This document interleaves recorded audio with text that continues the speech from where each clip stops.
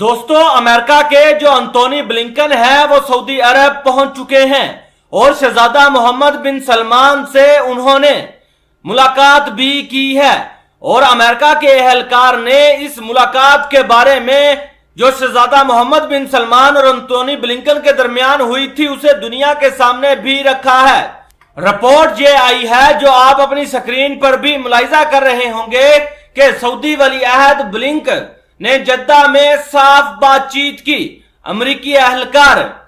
مزید اس رپورٹ کے بارے میں بتاؤں تو بتایا گیا ہے کہ ایک امریکی اہلکار نے بتایا کہ امریکی وزیر خارجہ انتونی بلنکن نے بدھ کی صبح سعودی ولی عہد شہزادہ محمد بن سلمان کے ساتھ دو طرفہ مسائل کی ایک وسیع رینج کے بارے میں کھلی صاف بات کی ہے۔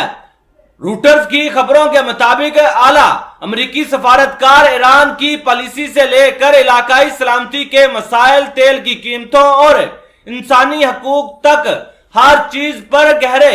اختلافات کی وجہ سے کشیدہ تعلقات کے درمیان ایک متوقع دورے کے لیے منگل کو سعودی عرب پہنچے تھے۔ واشنگٹن نے ریاض کے ساتھ تعلقات کو مستحکم کرنے کے لیے جدوجہد کی ہے، جہاں ڈی فیکٹو حکمران شہزادہ محمد نے فیصلہ سازی پر غلبہ حاصل کیا اور جیسا کہ تیل کے لیے تحفظ کے لیے روایتی اتحاد امریکہ کے ایک بڑے تیل پیدا کرنے والے ممالک کے طور پر ابھرنے کے نتیجے میں ٹوٹ پھوٹ کا شکار ہو گیا ہے۔ بلنکن کا دورہ اس وقت آیا جب سب سے اوپر خام برآمد کنندہ سعودی عرب نے سپلائی کو محدود کرنے کے لیے ایک وسیع تر ڈیل کے اوپر تیل کی پیداوار میں کمی کو مزید گہرا کرنے کا وعدہ کیا ہے، کیونکہ وہ امریکی انتظامیہ کی مخالفت کے باوجود او پی ای سی تیل کی قیمتوں میں اضافہ کرنا چاہتا ہے۔ ایک امریکی اہلکار نے بتایا کہ بلنکن اور سعودی ولی عہد شہزادہ محمد بن سلمان، جنہیں ایم بی ایس کہا جاتا ہے، 1 گھنٹہ 40 منٹ تک ملاقات کی ہے، جس میں اسرائیل، یمن میں تنازع، سوڈان میں بدامنی کے ساتھ ساتھ انسانی حقوق کے مواضعات کا احاطہ کیا گیا۔ امریکی اہلکار نے کہا کہ ممکنہ اقدامات پر ایک اچھی حد تک ہم آہنگی تھی، جہاں ہم ایک جیسے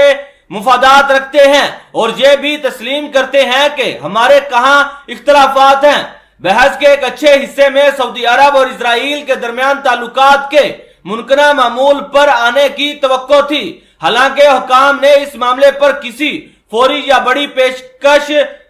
کے امکانات کو مسترد کر دیا تھا۔ امریکی اہلکار نے مزید تفصیلات فراہم کیے بغیر کہا کہ انہوں نے اسرائیل کے ساتھ تعلقات کو معمول پر لانے کے امکانات پر تبادلہ خیال کیا اور معاملات پر بات چیت جاری رکھنے پر اتفاق کیا۔ جدہ کے لیے روانگی سے قبل پیر کو واشنگٹن میں ایک تقریب میں بلنکن نے خبردار کیا کہ اس معاملے پر کوئی پیش رفت فوری نہیں ہوگی۔ انہوں نے کہا کہ ہمیں کوئی وہم نہیں ہے کہ یہ جلدی یا آسانی سے ہو سکتا ہے۔ سعودی عرب، جو مشرق وسطیٰ کا پاور ہاؤس ہے اور اسلام کے 2 مقدس ترین مزارات کا گھر ہے، نے نجی پڑوسیوں متحدہ عرب امارات اور بحرین کو اپنی نعمت دی۔ ڈونلڈ ٹرمپ کی سابقہ امریکی انتظامیہ کے تحت 2020 میں اسرائیل کے ساتھ تعلقات قائم کیے تھے۔ ریاض نے اس کی پیروی نہیں کی، کہا کہ فلسطینی ریاست کے اہداف کو پہلے حل کیا